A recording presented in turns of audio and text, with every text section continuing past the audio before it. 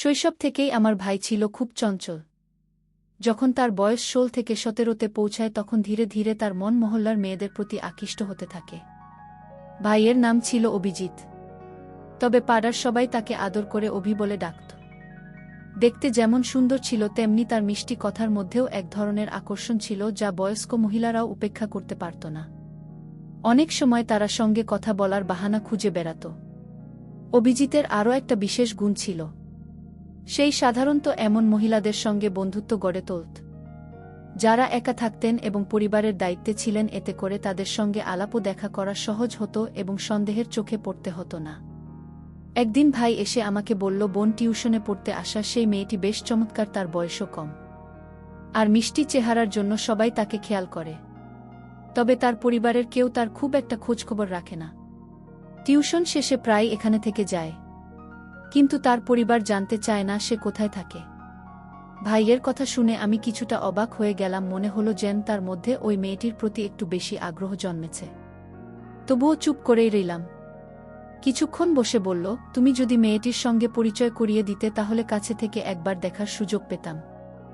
আমি বললাম, কাল এসো, সে টিউশনে আসবে, তখন পরিচয় করিয়ে দেব। মেয়েটির সাথে পরিচয় করানোর পর অভিজিতের জীবন আরও চাঞ্চল্যকর হয়ে উঠল। তার অস্থির প্রকৃতির কারণে মহল্লার অনেক মেয়ে ও মহিলা অসুবিধায় পড়তে শুরু করল। শুধু পাড়ায় নয়, স্কুলেও অনেকের সঙ্গে তার বন্ধুত্ব গড়ে উঠেছে। মহল্লার মহিলাদের সঙ্গে মেলামেশা যেন তার কাছে এক প্রকার বিনোদনের বিষয় হয়ে দাঁড়িয়েছিল। এর ফলে আমাদের বাড়িতে প্রায়ই তার বিরুদ্ধে অভিযোগ আসতে শুরু করল। আমাদের আব্বা আম্মা আরও বেশি চিন্তিত হয়ে পড়লেন। তারা ভাবতে থাকলেন, আমরা কেমন সন্তানকে বড় করছি। আব্বা প্রায়ই আল্লাহর কাছে প্রার্থনা করতেন যেন অভিজিৎ সঠিক পথে ফিরে আসে, কারণ এতে আমাদের পরিবারের সুনাম জড়িত। আসলে অভিজিৎ আমাদের পরিবারের বহু প্রতীক্ষিত সদস্য ছিল। দীর্ঘ প্রার্থনার পর তার জন্ম হয়েছিল, তাই সবাই তাকে স্নেহ করত এবং সে সবসময় নিজের মতো চলার সুযোগ পেত। এই ভালোবাসার পরিবেশে বড় হতে হতে তার মনে মহিলাদের প্রতি বিশেষ আকর্ষণ জন্মায়, বিশেষত তার চেয়ে বয়সে বড় মহিলাদের প্রতি তার আগ্রহ ছিল বেশি। প্রথমে এটি নিছক কৌতূহল ছিল, কিন্তু ক্রমেই এই অনুভূতি আরও গভীর হতে শুরু করে। আজকের এই গল্পে আমি আপনাদের জানাতে চলেছি আমার ভাই অভিজিতের জীবনের একটি গল্প। আর দয়া করে ভিডিওটি ভালো লাগলে একটি লাইক দিয়ে সমর্থন জানাবেন। আমার নাম পূজা আর অভিজিৎ আমার ভাই, যাকে সবাই আদর করে অভি বলে ডাকে। ছোটবেলা থেকেই তার স্বভাব কিছুটা অদ্ভুত ছিল। যখন সে একটু বড় হলো তখন প্রায়ই নিজের ঘরে দীর্ঘ সময় ধরে বন্দি থাকত। ঘণ্টার পর ঘণ্টা ফোনে ব্যস্ত থাকত, আর আম্মু তাকে খেতে ডাকলেও সে নিজের মতো সময় কাটাত। মাঝে মাঝে কেবল খাবার খেতে বাইরে বেরোত। অভিজিতের পড়াশোনায় মনোযোগ কখনোই খুব ভালো ছিল না।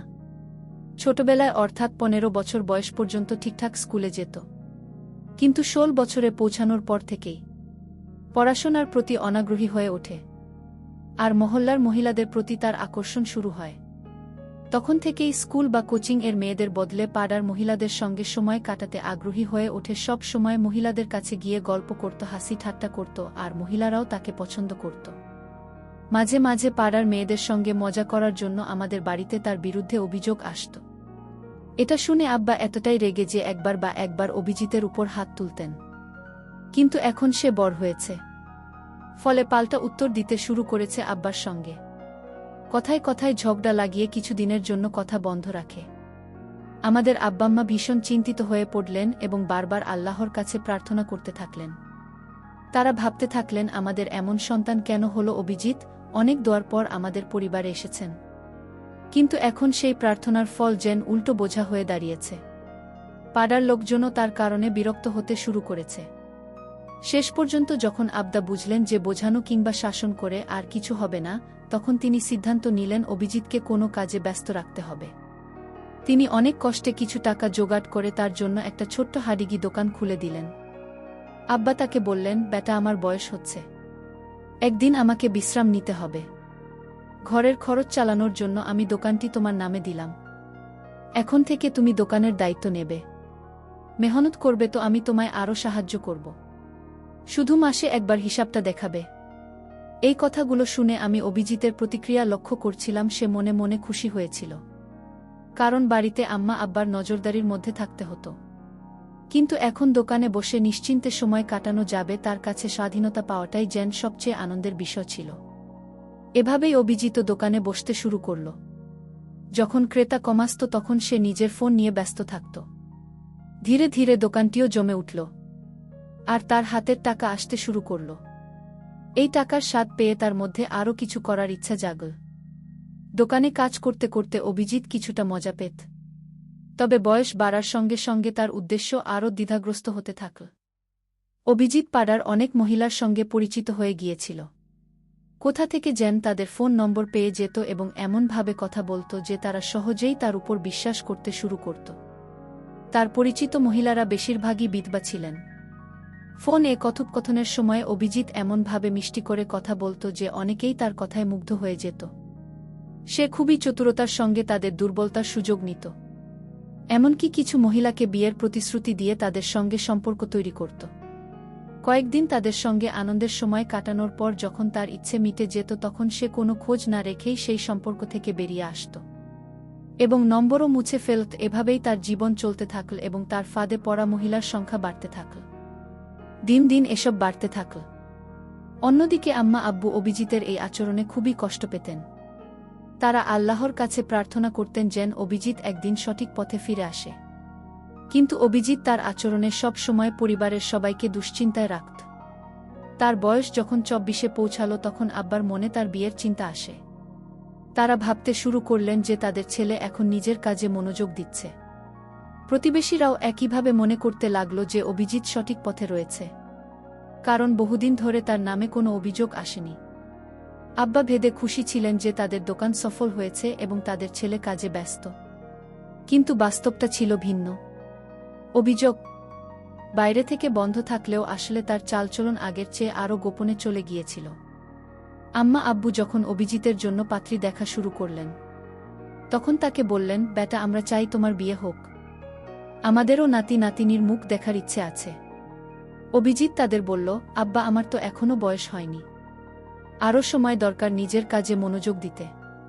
তখন আব্বা বললেন, বিয়ের পর তোমার কাজ থেমে যাবে না, বরং তুমি তোমার স্ত্রীকে সঙ্গে নিয়ে আরও ভালোভাবে ব্যবসা সামলাতে পারবে।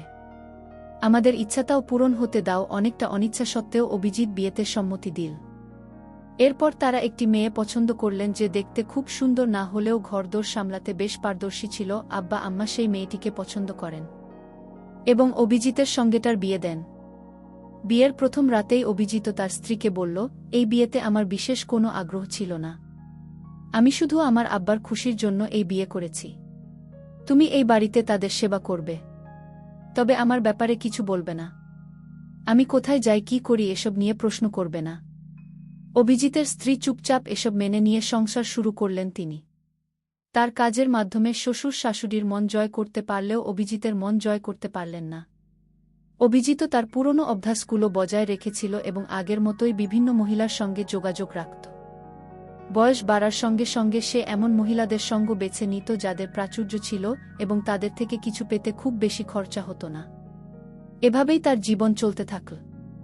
তবে সময়ের সঙ্গে সে কিছুটা সময় পরিবারের জন্য রাখত। বিয়ের 3 বছর পর তাদের 2 সন্তান জন্মগ্রহণ করে। তখন অভিজিতের স্ত্রী তাকে বোঝানোর চেষ্টা করেন, দেখো, আমাদের এখন 2 সন্তান রয়েছে, তোমার উচিত ওদের প্রতি মনোযোগ দেওয়া। তুমি এভাবে রাতের পর রাত বাইরে থেকো না। আব্বা আম্মা বৃদ্ধ হয়ে গেছেন, তোমার একটু দায়িত্ব নেওয়া দরকার। কিন্তু অভিজিৎ স্ত্রীর কথায় খুব একটা কান দেয়নি। নিজের মতো জীবন উপভোগ করতে থাকে।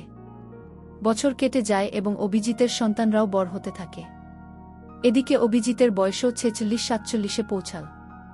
এই সময়ে সে নতুন ধরনের চ্যালেঞ্জের মুখোমুখি হতে শুরু করল। তবে কি সে তার পুরনো অভ্যাস থেকে কিছু শিখতে পারবে? যখন তার বয়স প্রায় 48-এ পৌঁছাল তখনও তার চাল চলন এমন ছিল যে কেউ বুঝতে পারত না সে এই বয়সের মানুষ। বরং সে সবসময় তরুণদের মতো পোশাক আশাকে নিজেকে গুছিয়ে রাখত। তার আর্থিক অবস্থাও ভাল ছিল। একদিন হঠাৎ আমাদের পাড়ার একজন খুব রাগ নিয়ে আমাদের বাড়িতে এল এবং বলল, বঞ্জি, দেখুন, আপনার ভাইয়ের ছেলে তো একেবারে সীমা ছাড়িয়ে গেছে। স্কুলের একটা মেয়েকে বিরক্ত করছিল। এটা শুনে আমি হতবাক হয়ে গেলাম। ভাবলাম, আমার ভাই অভিজিৎ ছোটবেলায় যেমন কিছু অপকর্ম করেছিল এখন তার সন্তানেরাও সেই পথেই হাঁটছে। আমার ভাই অভিজিৎ ছোটবেলা একটু বেপরোয়া স্বভাবের ছিল এবং এখন তার সন্তানেরাও যেন তার বাবার সঙ্গে বেপরোয়া স্বভাবটি গ্রহণ করছে। কিছুদিন আগে গ্রামে ফিরে আমি তাকে তার ছেলেদের এসব আচরণের কথা জানালাম। এতে সে বেশ চিন্তিত হয়ে পড়ে এবং তাদের সঠিক পথে ফেরানোর চেষ্টা করে। কিন্তু ছেলেরা যেন তার নিজের ছোটবেলার কর্মকাণ্ডের প্রতিচ্ছবি। তারা তার কথা শুনতেই চায় না। অভিজিৎ উপলব্ধি করে যে তার ছোটবেলায় করা ভুলগুলো এখন তার ছেলেদের মধ্যেই প্রকাশ পাচ্ছে। এক সময় সে অতীতে ফিরে যায় এবং নিজের জীবনের একটি বিশেষ সময়ের কথা মনে পড়ে। তখন তার বন্ধুত্ব হয়েছিল একজন অভিজ্ঞ শিক্ষিকার সাথে, যিনি একাকী জীবন যাপন করছিলেন। ধীরে ধীরে তাদের দূরত্বগুলো মুছে যায় এবং সেই শিক্ষিকা যেন তার জীবনের সবচেয়ে বড় অনুপ্রেরণা হয়ে ওঠেন। একদিন গল্প করতে করতে সেই শিক্ষিকা অভিজিৎকে জিজ্ঞেস করেন, তোমার কি আগে কখনো এমন অনুভূতি হয়েছে কারো প্রতি? তখন আমার ভাই তার পুরনো অভ্যেসে ফিরতে শুরু করে। একদিন সেই মহিলা তাকে বললেন, তোমার তো পরিবার আছে, স্ত্রী সন্তান আছে, আর কোনো সম্পর্ক নেই তো? তখন আমার ভাই মৃদু হাসি দিয়ে বলল, না, আমি তো কোনো অন্যরকম সম্পর্ক রাখি না। এই কথা শুনে সেই মহিলা কিছুটা চিন্তিত হয়ে পড়ে। বললেন, তা হলো অবিবাহিত কারো সাথে কখনো এমন কিছু করেনি? ভাই তখন নিরীহ ভাব ধরে বলল, না, একদমই না। কিন্তু সেই মহিলা তার মিথ্যেটা বুঝে ফেলেন। এরপর কিছুক্ষণ চুপ থেকে বললেন, আমার কাছে একটি মেয়ে টিউশনে আসে, দেখতে খুব সুন্দরী, ছোট্ট বয়সের, মিষ্টি চেহারার, আর তার পরিবারও তাকে তেমন একটা খেয়াল করে না। সে যখন টিউশনে আসে প্রায় রাতে থেকে যায়, অথচ পরিবার কখনো জানতে চায় না সে কোথায় থাকে। ভাইয়ের কথাগুলো শুনে আমি একটু অবাক হলাম। মনে হলো সে যেন কিছুটা বেশি আগ্রহ দেখাচ্ছে। তবে কিছু বললাম না। কিছুক্ষণ পর ভাই বলল, একবার পরিচয় করিয়ে দাও, তুমি কাছ থেকে একটু দেখা উচিত। তখন আমি বললাম, কাল আসো, সে টিউশনে আসবে, তখন তোমার সাথে পরিচয় করিয়ে দেব। পরের দিন দুপুরে ভাই এলো। মেয়েটি তখন পড়াশোনায় ব্যস্ত ছিল। তার চেহারা দেখে ভাইয়ের চোখে এক অদ্ভুত উজ্জ্বলতা ফুটে উঠল। কিন্তু মেয়েটি তার দিকে না তাকিয়ে নিজের পড়াশোনায় মনোযোগী ছিল। ভাই কয়েকবার তার সঙ্গে কথা বলার চেষ্টা করল, কিন্তু মেয়েটি কোনো সাড়া দিল না, বরং নিজের পড়ায় মনোযোগ রাখল। একদিন আমি জরুরি কাজে বাইরে যাচ্ছিলাম। যাবার আগে ভাইকে ইঙ্গিত করে বললাম, আমি কিছুক্ষণের জন্য বাইরে যাচ্ছি, তুই নিজের দায়িত্ব নিজেই সামলাবি। বাইরে যাওয়ার পর ভাই মেয়েটির দিকে এগিয়ে গেল এবং কথা বলার চেষ্টা করল। মেয়েটি প্রথমে কিছুটা অবাক হলেও বিনয়ের সাথে কয়েকটা কথা বলল, কিন্তু এরপর বুঝতে পেরে আর কথা বাড়াতে চাইল না। এই ঘটনার পর থেকে মেয়েটি আর পড়তে আসেনি। আমি ভাইকে এ বিষয়ে জানতে চাইলে সে শুধুমাত্র হেসে বিষয়টা এড়িয়ে গেল। এতে পরিস্থিতি একটু জটিল হয়ে উঠল। আমি আশা করেছিলাম ভাই নিজের দায়িত্বের গুরুত্ব বুঝে সঠিক পথে চলবে। ভাই বলল, বোন, তুমি বুঝবে না, যারা একবার আমার সঙ্গে বন্ধুত্ব করে তারা প্রায় আবার দেখা করতে আসে। দেখো, কিছুদিনের মধ্যেই ও ফিরে আসবে। কিন্তু সেই প্রতীক্ষার দিন আর কখনো ফিরে এল না। এরপর ভাইয়ের মন যেন প্রাপ্তবয়স্ক মেয়েদের দিকে আকৃষ্ট হতে লাগল। বিশেষ করে যাদের জীবনে কিছুটা অভাব আছে তাদের প্রতি তার আলাদা একটি সহানুভূতি ছিল। প্রথমে ভাই কিছুদিন অপেক্ষা করল, ভেবেছিল মেয়েটি আবার আসবে। কিন্তু সময় যেন অন্য কিছু ঠিক করে রেখেছিল। একদিন রাস্তায় হাঁটতে গিয়ে হঠাৎ একটি চেনা কণ্ঠ শুনে সে থমকে দাঁড়াল। অবাক হয়ে ফিরে দেখে সেই পরিচিত মুখ, যে কিনা তার জীবনের পুরনো স্মৃতির একটি অংশে ছিল। এ যেন অতীতের কোনো স্মৃতির হঠাৎ উপস্থিতি। ভাইয়ের মনে কিছুটা অপরাধবোধ জাগে, কারণ সে এই মহিলার সঙ্গে কিছু সময় কাটিয়ে হঠাৎ চলে গিয়েছিল। মহিলা তখন তাকে থামিয়ে জিজ্ঞেস করলেন, তুমি কি জানো তোমার চলে যাওয়ার পর আমার জীবনে কি ঘটেছিল? ভাই প্রথমে কিছুটা অবাক হলেও মনোযোগ দিয়ে শুনতে শুরু করল। মহিলার চোখে কষ্টের ছাপ স্পষ্ট, আর মুখে জমে থাকা জীবনের দীর্ঘদিনের বেদনা ফুটে উঠছে। তিনি বলতে লাগলেন, তোমার চলে যাওয়ার পর আমার জীবন পুরোপুরি বদলে গিয়েছিল। আমি যখন অন্তঃস্থাতা হয়ে পড়লাম তখন আমার পরিবারের সদস্যরা আমাকে ভুল বুঝে বাড়ি থেকে বের করে দিল। অনেক জায়গায় ঘুরে একসময় একটা ছোট্ট ভাড়া করা ঘরে আশ্রয় নিলাম। সেখানে মানুষের বাড়িতে কাজ করে কোনোভাবে নিজের দিন চালাতে লাগলাম। তোমার সঙ্গে দেখা হওয়ার পরে এতদিন পর শুধু একটি কথাই জানাতে এসেছি, আমার সন্তান তোমারই রক্তের অংশ। ভাই এই কথা শুনে যেন স্তব্ধ হয়ে গেল। সে হতবাক হয়ে বলল, কিন্তু কি প্রমাণ আছে যে সে আমার সন্তান? তখন মহিলা বললেন, যদি বিশ্বাস না হয় তাহলে সন্তানের না পরীক্ষা করিয়ে দেখো, সত্যি নিজের চোখেই দেখবে। কথামতো মহিলা তার সন্তানের কিছু নখ কেটে নিয়ে এলেন এবং ভাইকে দিলেন। ভাই সেই প্রমাণ নিয়ে পরীক্ষার জন্য বেরিয়ে পড়ল। কয়েকদিন পর পরীক্ষার রিপোর্ট এলো এবং দেখা গেল মহিলার কথাই সত্যি। রিপোর্টে স্পষ্ট ছিল যে সেই সন্তান ভাইয়েরই। এই সত্যটা জানার পর ভাই নিজের ভুল বুঝতে পারল, কিন্তু তখন আর কিছু করার সুযোগ ছিল না। এরপরের কয়েক মাস ভাই বারবার মহিলার কাছে গিয়ে প্রার্থনা করল যেন তাকে একবার সন্তানের সঙ্গে দেখা করতে দেওয়া হয়। প্রথমে মহিলা রাজি হননি, কিন্তু প্রায় 1.5 মাস পর তিনি ভাইকে তার বাড়িতে ডেকে নেন। সন্তানের ঘরের দিকে ইশারা করে বললেন, যাও তোমার সন্তানকে দেখো, ভাই শিশুটিকে কোলে নিতে চাইলে। মহিলা তাকে সন্তানের কাছে নিয়ে গেলেন। তার চোখে কষ্টের ছাপ ছিল। তিনি বললেন, আমি এতদিন একাই এই শিশুটিকে বড় করেছি, ও আমার একমাত্র সহায়, কিন্তু তুমি এসে আমাদের জীবনটা এলোমেলো করে দিয়েছ। এ কথা বলে মহিলা চলে গেলেন। বাচ্চাটি তখন অসুস্থ ছিল। টাকা না থাকায় তাকে ভালো কোনো চিকিৎসা করাতে পারেননি। ভাইজের মনে হলো যেন পায়ের নিচের মাটি সরে গেছে। শিশুটিকে বুকে জড়িয়ে ধরে সে দ্রুত হাসপাতালে নিয়ে গেল। ডাক্তার পরীক্ষা করে বললেন, শিশুটি মানসিক আঘাতে আছে। তার স্মৃতিশক্তি দুর্বল হয়ে গেছে এবং কিছুটা মানসিক ভারসাম্য হারিয়েছে। সে কখনো পুরোপুরি সুস্থ হবে কিনা বলা যাচ্ছে না।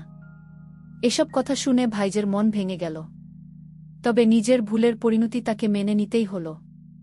এমন অবস্থায় সে ছেলেটিকে নিয়ে বাড়ি ফিরে এলো এবং তার যত্ন নিতে শুরু করল। রাতের পর রাত সে শিশুটির পাশে বসে থাকত, যত্ন করত। কিন্তু শিশুটি ভেতরে ভেতরে কেবল তাকিয়ে থাকত, যেন ভাইকে চিনতেই পারছিল না। তার মনে এমন কোনো স্মৃতি নেই যা তাকে ভাইয়ের সঙ্গে সম্পর্কিত করে। এদিকে ভাইয়ের স্ত্রী বললেন, তোমার পক্ষে ওকে দেখা সম্ভব হলে দেখো, আমি আর ওকে সামলাতে পারব না। ভাইজের নিজের ছেলেরাও বলল, এ কেমন ছেলে, তুমি আমাদের সঙ্গে নিয়ে এলে আমরা ওকে আপন বলে মেনে নিতে পারছি না। ভাই যেন একটা ঝড়ের মধ্যে দিশেহারা হয়ে পড়ল। অবশেষে ভাই সিদ্ধান্ত নিল যে সে ছেলেটিকে নিয়ে আলাদা কোথাও থাকবে। একটি ছোট্ট ভাড়া করা ঘরে উঠল এবং দিন-রাত পরিশ্রম করতে লাগল। দোকানে খেটে যায় করত। তার সবটাই ছেলেটির চিকিৎসা এবং যত্নে ব্যয় করত। এভাবেই নিজের ভুলের মাসুল দিয়ে প্রতিটি দিন সে শিশুটির পাশে থেকে তার যত্ন করতে থাকল। ডাক্তাররা বলেছিলেন, শিশুটি স্বাভাবিক জীবনে ফিরতে কিছুটা সময় লাগবে। কিন্তু ভাই কখনো হাল ছাড়েনি। প্রতিদিন নতুন আশা নিয়ে সে শিশুটির সেবা করত, ঠিক যেন একজন স্নেহময় পিতা।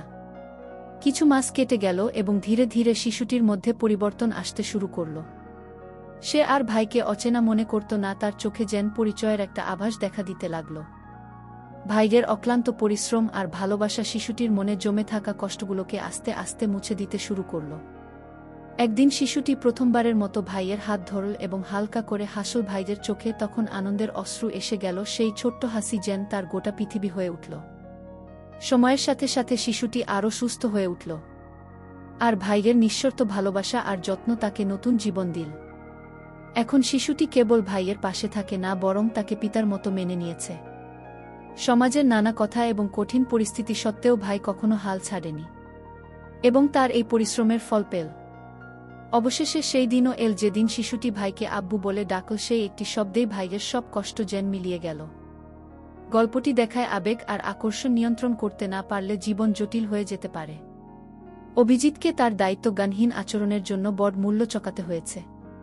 নিজের ভুল বুঝে নেওয়া এবং তার পরিণতি মেনে নেওয়া একটি কঠিন কিন্তু প্রয়োজনীয় শিক্ষা। অভিজিৎ শেষ পর্যন্ত নিজের ভুলগুলো স্বীকার করে এবং ছেলের প্রতি দায়িত্ব পালন করে নিজের উন্নতির পথ উন্মোচিত করেছে।